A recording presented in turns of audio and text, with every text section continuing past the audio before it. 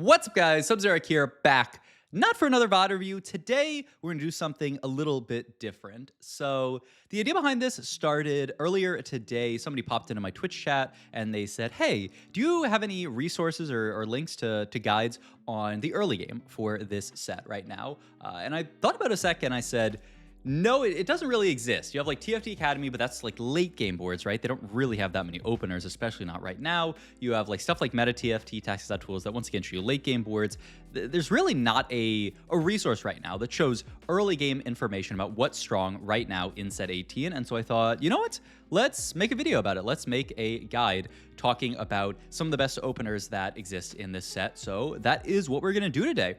Before we get into it, I will say, if you like this style of content, check out the link in the description to my Metafy and my Tactician University coaching group. I do stuff similar to this every single week in that group, and I just dropped a VOD that basically has a lot of this kind of information, some general comp information, a ton of stuff. Every week it's an hour-long session, and you get access to all the VODs when you subscribe, so you can see this week's, last week's, and all the stuff going forward for set 18, especially if you want to hit the ground running once set 18 goes live. All right, let's get into it.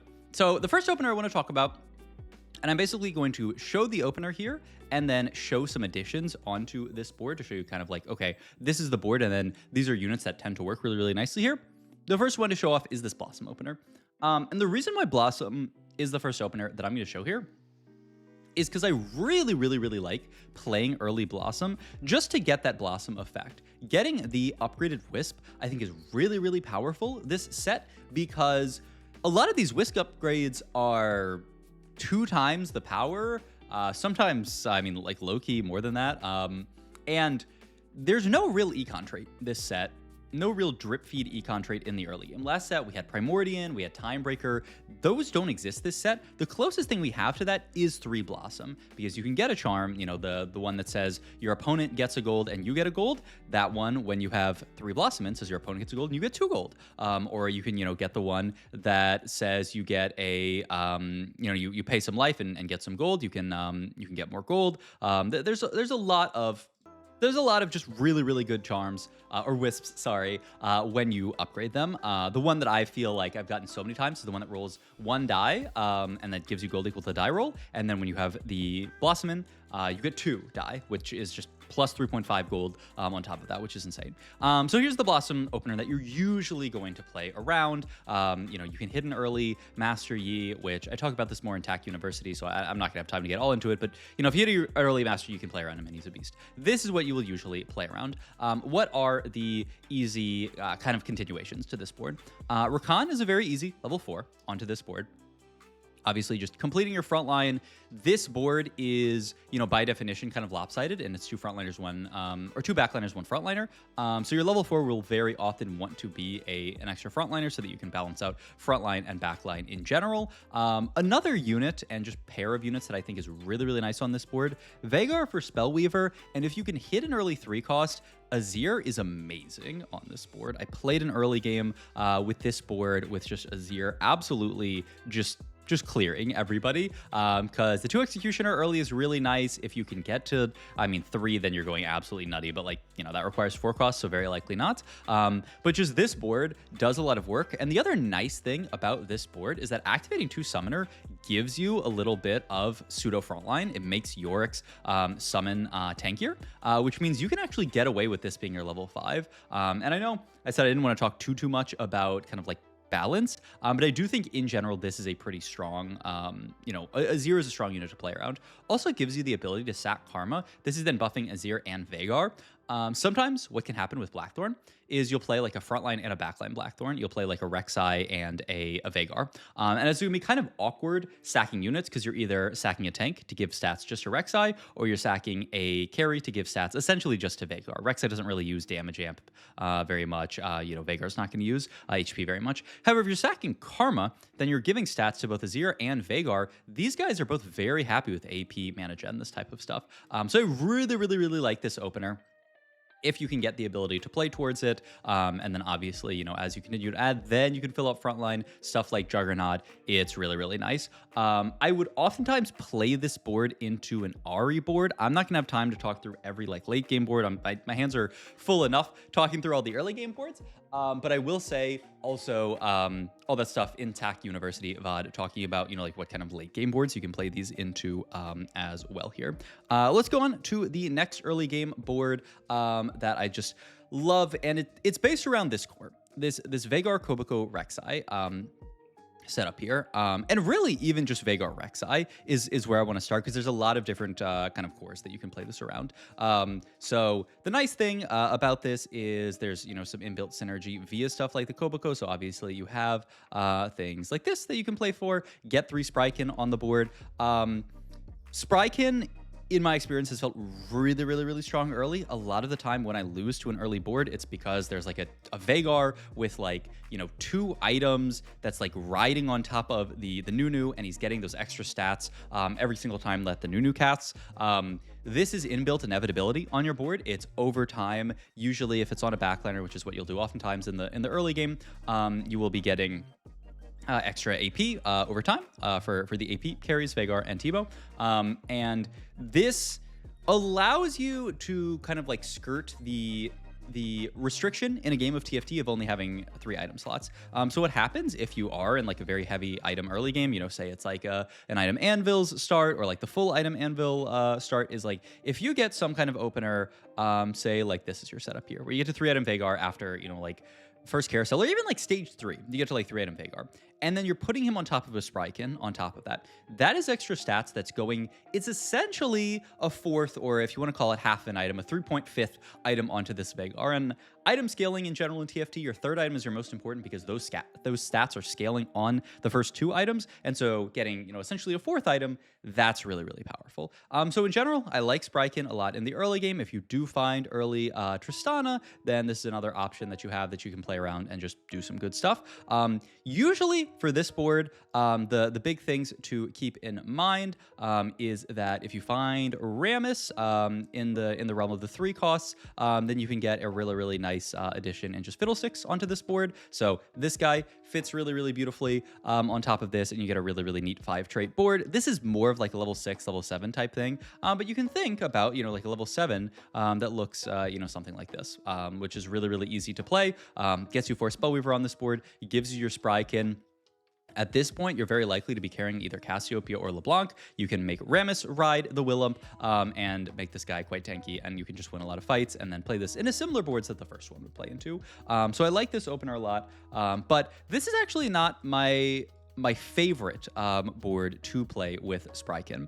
My favorite board to play with Sprykin is Elderwood. So boom, boom, and then any last Elderwood unit will fit here. Say Xayah, because she's like the most available, or Ornn, because they're both 1 cost. So you could play either Xayah or Ornn in the slot here. What I really love about this is when you play 3 Elderwood, you obviously get 2 little units. So, I'll use the 2 dummies to get them. You get the back line, the little flower, and the front line, the Stonebark trait. What's really nice is you can sack these 2 Blackthorn, and it gives stats to your units, and it gives more stats than I would expect. It does not give a 1-star of stats. It gives I think it's like a 3-cost 1-star of stats. Like, you get way more stats for sacking this than you would for sacking like a Karma one. If you sack the backliner, I believe it's the same as a 3-cost. I'll have to check it more, but it's more than a 1-cost, and I believe it was more than a 2-cost as well. So I really like, if you're playing a board like this, itemizing a Veigar here, boom, sack the backline flower, because the backline flower, all that this does is it gives extra AD AP to your Elderwood units. If you're carrying 4 a Veigar, it actually makes a lot of sense to sack this backline flower here. And the other thing is that, Blackthorn gives AP or HP to your entire board. That HP is not going to go onto summon units. It only goes onto real champions, which means there's not that much upside in getting getting the HP onto this into this guy, the other Elderwood. That does mean that you are able to sack this if you want to, the Elderwood tree, and I've done this before. The biggest times where I think this is the case is usually when you've leveled up from here. So, you know, say we're not playing a Xayah, but we're playing a Hecarim, and then we fit in like an extra Vanguard onto our board. We've hit something like this, and you say, you know what, our front line's pretty good, and maybe we've hit LeBlanc too at this point, and we're carrying LeBlanc in this spot. LeBlanc's a fantastic early game carry, not only because she just feels good, like right now on PBE, and you know, all of this subject to change, but she feels like a pretty good, like she feels a little above rate for a 2 cost, which is surprising because she has this econ printer inside of her where she can print a unit that's on your board similar to like Bard, and it increases per takedown. So carrying her, better odds of her getting those takedowns, better odds of you getting more prints, and like even if you're not playing reroll, just LeBlanc printing a Veigar 2 makes your board stronger. Her printing an extra Elise or Alistar, I mean, that's 2 gold. This is just a nice econ, you know, generation engine.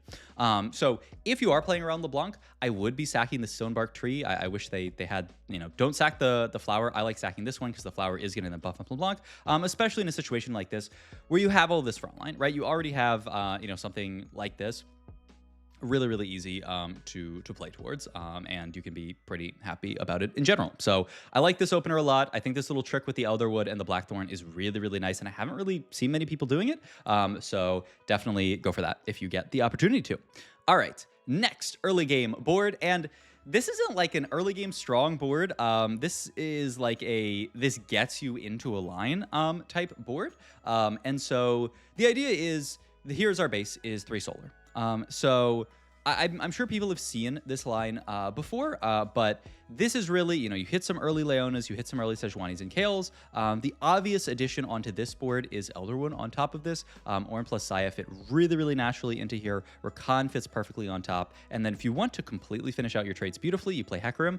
I tend to like LeBlanc on this board a lot. To go back to the idea before of her being able to print, you can use this to get extra copies of Xayah's, Kales, and this type of stuff. And then once you're kind of done with LeBlanc, once you've hit a lot of your units, you can drop her for Hecarim. Or one thing you can do is you could just keep LeBlanc in, hit everything, 3-star, 3-star, 3-star, 3-star, 3-star, 3-star, and then go into this world where you can actually go for 8 3-star units. You just need 1 more unit on top of this, which, you know, like if you're a beast, it can be Hecarim. That's the one that kind of like fits the best on this board, but he's like a little bit far away. If you do see an extra like ton of copies of other things, like I don't know, like a Veigar, you can go for it. But I think usually what you'll do is you'll have a ton of gold, use LeBlanc to hit everything, and then just push level 7, hit Hecarim, and then just go for Hecarim 3 and be in like a really nice spot.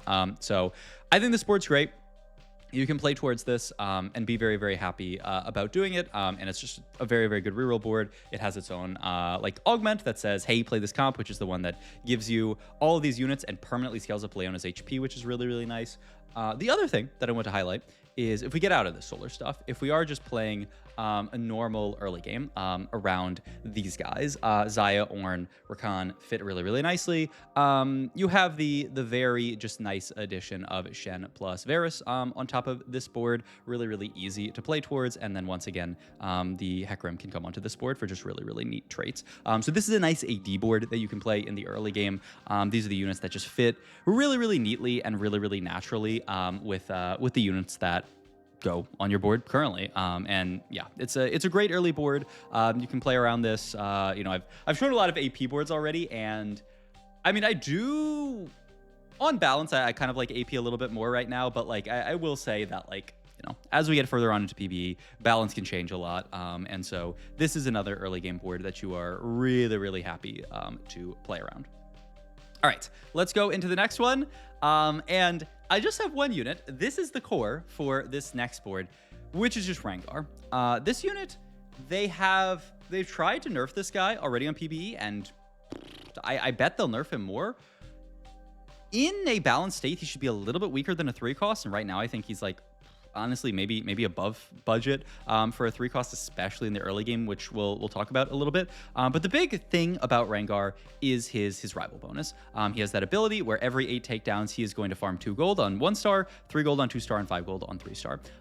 This is, you know, very similar to Draven in the past, and Anybody who played, with Old Draven knows that getting this guy early, you get a Rengar from an orb drop, you feel really, really excited about it because it's just a bunch of extra gold. There are a lot of like fast 9 lines that existed once Draven got powerful enough that you would just legit use Draven to go fast 9, and I think Rengar is going to be very, very similar, but a little bit different because he is a melee unit. Now, what does him being a melee unit do?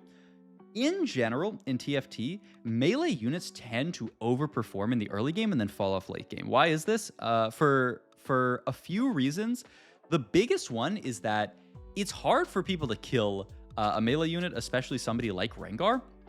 He's got this heal built in. If you just have a Rengar with something like this, BT Titans, most boards do not have the damage to kill this Rengar, and he does an insane amount of damage, such that he can just kill the entire board on his own.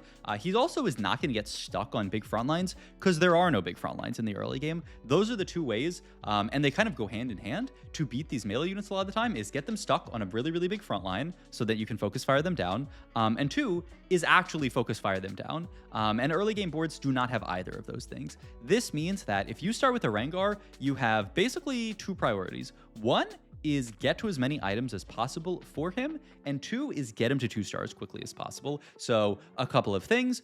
First of all, the augment that gives you 2 duplicators. Every single time I am taking this with an early game Rengar because I can just dupe Rengar 2, and the guy's a monster. You're not going to lose any early game fights, and he's also, remember, every takedown is going to now farm you 3 gold per 8 takedowns, which is an insane amount of early gold generation. It's essentially a gold augment, of gold generation that you get onto this Rengar. The other thing to talk about, and let me pull up the stats, itemizing him in general, a really, really good idea. Just get some items on this guy in general. He feels pretty good with these kind of like Titan Sterax, just like kind of let him go crazy type setups. You like BT is fine on him, and you can see it in the stats here, but like honestly, you can see builds like this, like Edge of Night DV, IE doing pretty well on him. Like because he has this healing built in, I've done a lot of builds on Rengar where I haven't even, like, I've just skipped BT and Hodge and just gone like maybe like a Titan's Sterax, like Edge of Night, or more like a Titan's Sterax, and like a Gwynsu. Even I'll go on this guy because it's really, really good in the early game. But what I want to focus on here is not these items, it's the artifacts here, because this guy, once again, remember, right? All we want to do with Rengar is we want to get 3 items onto him as quickly as possible and get him 2-starred as quickly as possible, because this guy is just going to be a menace in the early game. Well, one really, really good way to get some extra items onto him is take Portable Forge, take, the Living Forge, take any kind of augment that's going to get artifacts for him, because look at the amount of good artifacts for him. Infinity Force, Mittens, Hellfire Hatchet, Titanic. I mean, it's basically every, kind of like frontliner type artifact that you can think of, minus a couple. Death's Defiance, I don't think is great on him. I mean, the statistics don't like it. I think this once again goes back to the fact that, like, he wants damage, doesn't really care that much about healing. A healing item maybe, but dedicating an entire artifact to healing when he already has healing built into his kit, I think is quite mediocre. Silvermere Dawn, I think in general, this one might just not be great after the changes, and also it's just like, it's going to be kind of hard for him to get a lot of cast off. So yeah, probably not Silvermere Dawn, but you can see basically everything else. I played a Hellfire Hatchet game earlier, felt good. Infinity Force feels great. Titanic, Rapid Fire Cannon, like these things like Fishbones and Rapid Fire Cannon, these like range extenders, I do think are quite good, because then he can just like be a little bit safer, still jump around the board, do a lot of work, but just be an absolute monster. So in general, artifacts really, really nice on this guy. Now back to the board, because what do you play with this guy? In the early game, you basically just want frontline. I have done exactly this before. Boom, boom, boom, boom. Just 4-jug Rengar and said, go crazy, Rengar. You've got a bunch of extra frontline, just kill everything. And usually he does kill everything. I don't think you need a lot of extra damage on this guy, especially if you do go Gwynsu on him, which I do think is just a great early game item that allows him, like this kind of setup, you're not going to lose a fight unless you fight somebody else who has a Rengar with this kind of setup. But oftentimes people will be like trying to greed good items, and they won't even, beat you with this Rengar, because they'll be like 2-item Rengar. So this is the kind of early game board you can play. Also, obviously, if you don't hit this kind of stuff, then, sure, just play 2 Defender on top of this. Or, you have Rakan, who is this like 2 trade trait guys who then you can fit in, like Vanguard on top of this, and just, you know, kind of whatever frontline you can go with. Aside from that, if you want to fit any backline, I mean, he's literally traitless. You can play anything with him. Just try to play some frontline so that he buys a little bit of time. And lastly, I'll say, what do you play this into? Like I said, I can't get into it too far. We're getting a little bit late in the video. But one of my favorite things to play this into is just Fast 9. Play this Rengar, have him just absolutely dominate the early game. I had a game that I was playing on PBE, I think it was yesterday, where I played around Rengar. I went Fast 9. I said, actually, I'm still not losing fights with this Rengar 2. I'm going to go Fast 10. I made it to 10. I won the game with Rengar 2 on my board before pivoting out because he was just destroying people. Like, this guy is a monster, and he's an econ generation engine all in one. So just anytime you can get to play around this Rengar unit, I would absolutely recommend playing around him. The Rivals Augment is really good as well. Lets you play more like Rengar Kha'Zix stuff, which once again, I can't get into all that. Though go watch my my last VOD review that I just did on my own Rivals game, and you can see how to play around that Augment as well. Not even... Dude, that's some good cross promotion, but I didn't even think about that. All right, this video is 20 minutes long. I don't want to make it super long. So I hope you guys enjoyed it. Let me know if you enjoy this kind of like more lecture style video. And I will say 100%, like if you enjoy this kind of content, you will 1,000,000% enjoy Tactician University stuff. So go check that out. Link is, as always, in the description down below. And aside from that, I will see you guys in the next one. Check out my Twitch as well. I'm going to be streaming the day that this comes out. What is the day? Friday. The finals of TFT Jeopardy. If you haven't been watching my Twitch, it's fine. But this guy Calf Mason, this other TFT streamer, has been creating these TFT Jeopardies. I competed in one, won my Jeopardy, and so now I'm moving on to like the Tournament of Champions finals for TFT Jeopardy. So come check me out 12 p.m. Pacific time for TFT Jeopardy finals. Aside from that, thank you guys for watching as always, and I will see you guys in the next one. Bye bye.